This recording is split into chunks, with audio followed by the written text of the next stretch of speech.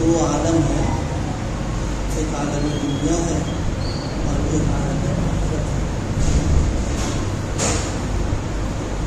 دنیا میں انسان کی قیمت اور لوگوں کی نظروں میں اس کی عزت فقط مادی اعتبار سے ہوتی ہے۔ جس آدمی کے پاس مادیات کے اعتبار سے جتنے وسائل اور اسباب زیادہ ہوتے ہیں، لوگ اس کو وقت کی نگاہوں سے اور عزت والا سمجھتے ہیں۔ لیکن آخرت میں قدر و قیمت کا معاملہ ایمان اور اعمال کی بنیاد پر ہے۔ یہاں مادیات کے اعتبار سے ہے، وہاں روحانیت اور اعمال کے اعتبار سے۔ ظاہر ہے دنیا میں زندگی چند روزہ ہے اور یہاں کی زندگی کے اعتبار سے مادی جتنے بھی وسائل اور اسباب انسان کے پاس ہوتا ہے، ایک نہ ایک وقت ضرور اس پر آنا ہے کہ یا تو وہ وسائل اس کو چھوڑ دیں گے یا ان کو چھوڑ دیں گے۔ ان دنیا کے جو اسباب ہیں، یا تو اسباب اس کو چھوڑ دیں گے اور یا ایک وقت آئے گا کہ وہ خود اسباب کو چھوڑ کے چلا جائے گا۔ اس لیے دنیا کے اعتبار سے آدمی ہم سب شامل ہیں، کوشش کرتے ہیں کہ لوگوں کی نظروں میں معاشرے میں ہماری قدر و قیمت ہو جائے، اس کے لیے اسباب اختیار کرتے ہیں۔ لیکن اصل معاملہ جو ہے آخرت میں کہ ہر ایک کو وہاں جانا ہے اور وہیں رہنا ہے، ہمیشہ ہمیش کی زندگی ہے۔ وہاں معاملہ ہے اعمال کا، روحانیت کا، کہ اس اعتبار سے ہم جتنا اچھے، عمدہ اور بہتر سے بہتر بن کر کے جائیں گے، آخرت ہماری بنے گی۔ جن کی آخرت بنتی ہے، دنیا بھی بنتی ہے، ایسا نہیں کہ دنیا کی نہ بنتی، دنیا بن جاتی ہے، لیکن اللہ پاک نے نظام آخرت کا رکھا ہے، وہ اسباب پر نہیں رکھا۔ اس لیے دیکھیے قبر میں جانے کے بعد کہ گویا آخرت کا دروازہ سمجھنے وہاں جانے کا سب سے پہلا جو سوال ہو رہا ہے وہ رب کے بارے میں، دین کے بارے میں اور آپ صلی اللہ علیہ وسلم کے بارے میں۔ اللہ پاک یہ نہیں پوچھ لے کتنی کمائی تھی تمہاری، یا بینک بیلنس تمہارا کتنا تھا، یا تم کتنا چھوڑ کر کے آئے ہو، تمہارے اسباب و وسائل کتنے تھے، کوئی سوال ہی نہیں۔ بلکہ منزل پر پہلا دروازہ جہاں پر سب چھان بین اور تحقیقات ہو رہی ہے، وہ صرف دین اور اعمال کے اعتبار سے۔ اسی لیے حدیث پاک میں فرمایا گیا ہے بہت سارے ایسے لوگ ہیں کہ دنیا کے اعتبار سے بالکل حال نہیں چاہتے، کچھ ہے نہیں ان کے پاس، لیکن اپنے ایمان، اعمال، روحانیت، تقویٰ، الہیت کی بنیاد پر اللہ کے یہاں اتنے مندور نظر ہیں کہ اگر وہ کسی بات پر قسم کھا لیں تو اللہ پاک ان کی قسم کو پوری کرتا ہے۔ ایک موقع پر حضرت انس بن مالک رضی اللہ تعالیٰ عنہ کے خادم ہیں، خاندان میں موقع پیش آ گیا اور معاملہ جب آیا تو شرعی اعتبار سے سزا ملنا چاہیے، کاٹ ٹوٹ دیا تھا، اس کے اعتبار سے سزا ملنا چاہیے۔ تو حضرت انس بن مالک نے کہا کہ حضور کیا اس کو سزا ملے گی؟ جو خادم تھے تو اب انہوں نے اپنے اعتبار سے فرمایا اللہ کا قانون ہے کہ سزا دی جائے گی۔ بس اسی وقت انہوں نے اللہ کی طرف رجوع ہوئے اور ان لوگوں کا دل ایسا پھر گیا کہ وہ بدلہ لینے کے بجائے اس کی خدمت آواز کی جاتی۔ اس پر حضور نے فرمایا کہ بعض ایسے لوگ ہیں کہ ہے تو دنیا کے اعتبار سے کوئی حیثیت نہیں ہے، لیکن یہ قسم کھا لے تو اللہ کی قسم کو پوری کرے گا۔ اشارہ تھا حضرت انس بن مالک کی طرف کہ حیثیت کوئی نہیں تھی اس وقت میں، لیکن ان کی اکثر کی چاہت یہ تھی کہ وہ قصاص کا جو قانون ہے اس سے نپٹ جائے. دعا کی اللہ پاک کو پیسہ تو ہمیں محنت اس کی کرنا ہے کہ آخرت کے اعتبار سے قیمتی اللہ کے یہاں پہنچنے کے بعد ہماری قیمت لگے. یہاں سارے لوگ مل کر کسی بھی کوئی قیمت لگا دیں ظاہر ہے اس کی کوئی سی حیثیت نہیں ہوتی, لیکن اللہ کے اگر کسی کی قیمت لگ جائے تو وہ پھر خوش نصیب بھی ہے, وہ قیمت والا بھی ہے. حضرت حکیم اختر خان محمد اللہ نے ایک مثال بیان فرمایا, اپنی دنیاوی نعمتوں پر فخر مت کرو, اپنے کو بڑا مت سمجھو, بڑا وہی جس سے اللہ راضی. قیمت اسی غلام کی ہے جس سے مالک راضی. اگر غلام اپنی قیمت خود لگائے تو اس کی کوئی قیمت نہیں. فرمایا ملک کے ایک غلام کو اگر سارے غلام سلام کریں تو غلام نسبت 10 لاکھ غلام نیچے ٹوٹل غلام ہی رہے گا. ابھی 10 لاکھ غلام کو اگر سلام کرے تو رہے گا غلام غلام ہی رہے گا, اس کی اوقات تو بھی کم پائی. اللہ تعالیٰ جو مالک ہے وہ خوش نہیں تو بندے کی کوئی قیمت نہیں, اور کسی غلام کو کوئی نہ پوچھے لیکن اللہ تعالیٰ جس سے کچھ ہو جائے تو اس کی قیمت سلاطین کے تخت و تاج سورج و چاند ادا نہیں کر سکتے.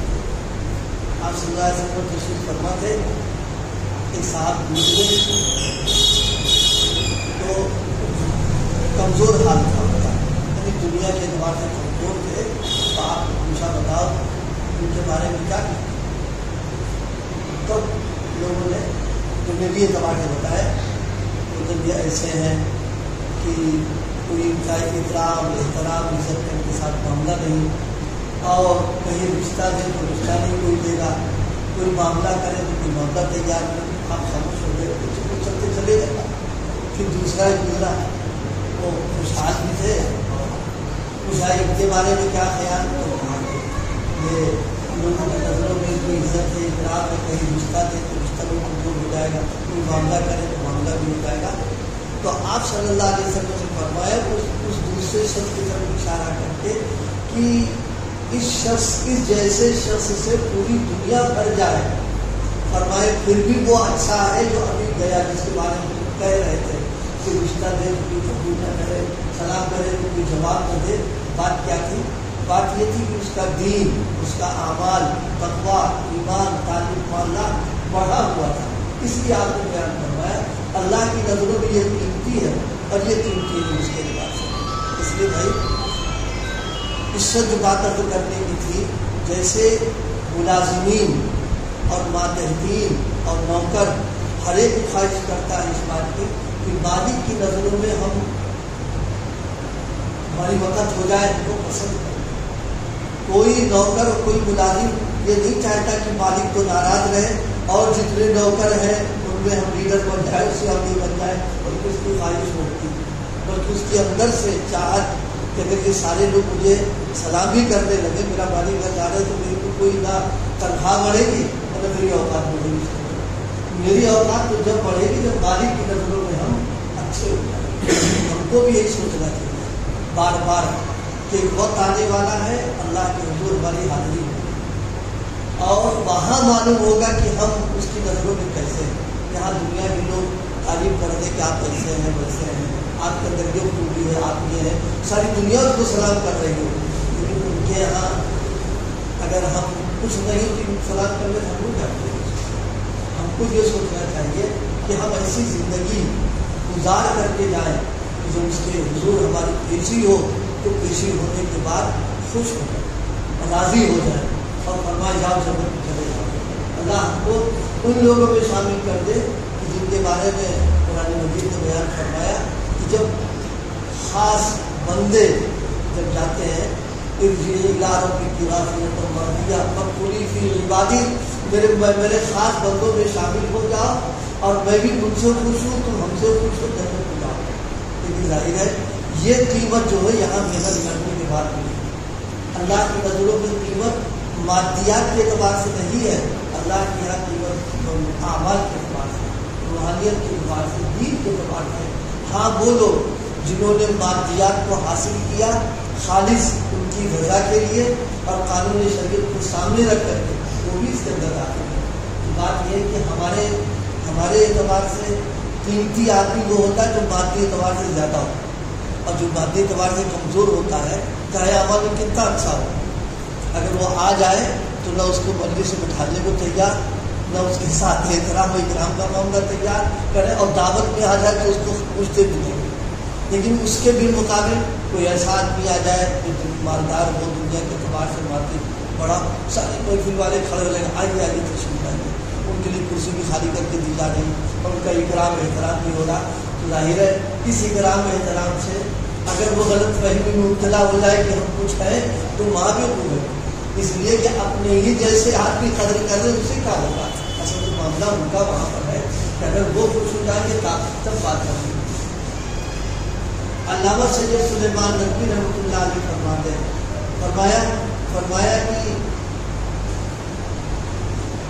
فرماتے ہیں اپنی بلڈنگ کی بلندی سے، اپنے کپڑوں کی قیمت سے، اپنے باڈی کے بہت زیادہ صحت مند اور رشک محمد علی گرے ہونے سے، اور اپنی امپورٹ اور ایکسپورٹ سے خوب کھاؤ خوب فتنہ بناؤ.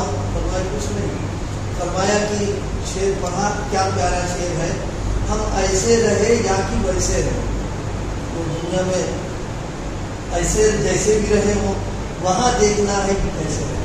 معاملہ تو وہاں کا ہے، وہاں جانے کے بعد اگر عزت کی نگاہوں سے دیکھا گیا کامیاب ہو گئے. چاہے یہاں لوگ ہم کو گری نظروں سے دیکھ رہے ہیں، لیکن اگر یہاں لوگ عزت کی نگاہوں سے دیکھ رہے ہیں، وہاں پہنچے گری نظروں سے گر کر پہنچ گئے تو ان کو خسارے والے ہیں. فرمایا ہم ایسے رہے یا کہ ویسے رہے، وہاں دیکھنا ہے کہ کیسے. آج تو آستین کھینچ کر کہتے جانتے ہو میری فکریاں کتنی چلتی ہے، لاؤ میرے مقابلے میں کسی مالدار کو میری باڈی دیکھو، لاؤ میرے مقابلے میں کسی پہلوان کو میری حالت پر پوچھو، میری صورت دیکھو کیسی ہے. سب کیڑوں کی غذا ہے، یہ یاد رکھنا ہے، سب کیڑوں کی غذا ہے. اس جسم کو پال کر کے تندرست بنا کر کے سے منع کچھ نہیں تو کرنا ہی، لیکن ساری توجہ اسی پر چلی رہے. فرمایا اخیر بھی ہوگا سب کیڑوں کی غذا ہے. کتنا ہی تگڑا آدمی ہو لیکن جب تک میں جاتا ہے تو کیڑے آپس میں مبارکباد پیش کرتے ہیں، گلے ملتے ہیں کہ میاں خوشخبری سنو، بڑی عمدہ لاش ہے، یعنی ہماری درگت تو آگے تو بات نہیں کرتا. لیکن اگر ہم اپنے دل کو، اپنی روح کو، اپنے دین اور ایمان کو بنا کر کے گئے تو ٹھیک ہے، تو لاش کو کیڑے لگیں گے، لیکن وہاں جب حاضر ہوں گے اکرام اعزاز کا معاملہ ہوگا اور اللہ پاک اپنی رحمتوں سے ان کو نوازے گا. حضرت حکیم خان نے اپنے ایک واقعہ سنا، ایک صاحب کا ہے. فرمایا ہمارے ایک دوست تھے، ہڈی چمڑا تھا، دبلے پتلے، حکیم امیر احمد صاحب ان کا نام تھا. فرمایا مزاحن کہا کرتے تھے کہ میرے پاس تو ہڈی اور چمڑا ہے، گوشت ہے ہی نہیں. جب میرا جنازہ قبر میں اترے گا تو کیڑے بڑی مایوسی کا اظہار کریں گے اور آپس میں کہیں گے لاکھوں لگا یہ کیا لاش آ گئی، اب تو ہڈی ہی ہڈی ہے. تو مطلب یہ ہے کسی چیز سے اپنی قیمت نہ لگاؤ. اصل یہ کہنا تھا، مال آ جائے، عہدہ آ جائے، کرسی آ جائے، بلڈنگ آ جائے، گاڑی آ جائے، نوکر چاکر آ جائے، اپنے اوقات پہ رہے. بس ہم کیا ہیں، کیا کرنا ہے، اصل تو وہ ہے. ان سب چیزوں کو دیکھ کر کے اگر آدمی اس میں مبتلا ہو گیا تو دھوکہ کھا رہا ہے. فرمایا کسی چیز سے اپنی قیمت نہ لگاؤ. قیمت اس سے ہے کہ اللہ راضی ہو جائے، اور اس کی ابھی راضی اور ان کے ابھی راضی ہونے کا پتہ نہیں، تو آخر میں پتہ چلے گا. خاتمہ ایمان پر ہو جائے بہت بڑی بات ہو گئی، اور خاتمہ گڑبڑا گیا بات خراب ہو جائے گی. ایک بزرگ کے سلسلے میں دیکھا ہے کہ وہ کہیں گزر رہے تھے تو ایک شخص بکرا پالے ہوئے تھا. تو بعض بکروں کی کھاڑی ہوتی ہے، تو اس نے مزاح مذاق میں پوچھا کہ ہماری بکری کی داڑھی اچھی یا آپ کی اچھی، مذاق بنانا چاہا. تو فرمایا ابھی کچھ نہیں بتائیں گے. وہ تھوڑا سا چوکا، ابھی نہیں سنتا نہیں کیا مسئلہ تھا. وہ پوچھا حضرت کیا بات، کہا نہیں ابھی نہیں بتائیں گے. فرمایا دیکھو اگر میرا خاتمہ ایمان پر ہو گیا تو میری داڑھی تمہارے بکرے سے داڑھی اچھی ہے، اور اگر میرا خاتمہ برا ہو گیا تو ظاہر ہے کہ وہ اچھا ہے، ہمارے اعتبار سے ہوگا، اور ابھی پتہ نہیں میرے خاتمے کا. ایک بزرگ کے سلسلے میں انتقال ہوا، ان کی کرامت جنازہ جا رہا تھا یا انہیں کا واقعہ، اٹھ کے بیٹھ گئے، فرمایا الحمدللہ میری داڑھی جو ہے تمہارے بندے کی داڑھی سے اچھی ہے، اس لیے کہ میرا خاتمہ ایمان ہے۔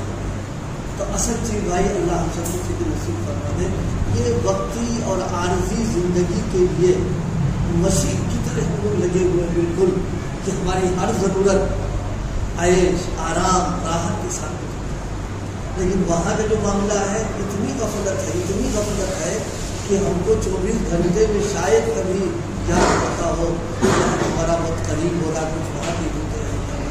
غفلت کا حال اتنا ہے، اللہ ہم سب کو اس کو نصیب فرمائے۔ کسی اپنے دوست احباب رشتے دار کو کندھے پر لاد کر کے لے جاتے ہیں جنازے میں، اور قبرستان پہنچ کر کے بھی تھوڑی دیر کے لیے نہ قبر کو یاد کرنا، نہ آخرت کو یاد کرنا، نہ وہاں کے احباب کو، بس گپ شپ۔ اس میں ہوتا ہے کہ وہ تفریح کرنے یہاں آئے ہوئے ہیں، سب دنیا کی باتیں، آفس کی بات، کاروبار کی بات، یہ وہ سب نکل جاتا ہے اس کے اندر۔ جب ایسی جگہ پہنچ کر کے بھی ہمیں وہاں کی تیاری کا استعداد نہیں ہو رہا ہے تو کوئی مطلب عالم کیا ہوگا۔ اس لیے یاد پڑ رہا ہے سیدنا حضرت عمر رضی اللہ تعالیٰ عنہ نے، حضرت عمر کا مقام اور مرتبہ امت میں پیغمبر کے بعد سب سے بڑا مرتبہ حضرت صدیق اکبر کا ہے، پھر حضرت فاروق اعظم کا ہے۔ اتنے بڑے مقام اور مرتبے کے بعد بھی حال یہ تھا کہ ایک شخص کو مقرر کر رکھا تھا جو آخرت کی یاد دہانی کراتا تھا۔ اب ہم سوچیں کہ وہ تو وسائے جنت میں جانے کے اللہ پیغمبر نے خوشخبری دے دی، بلکہ آپ صلی اللہ علیہ وسلم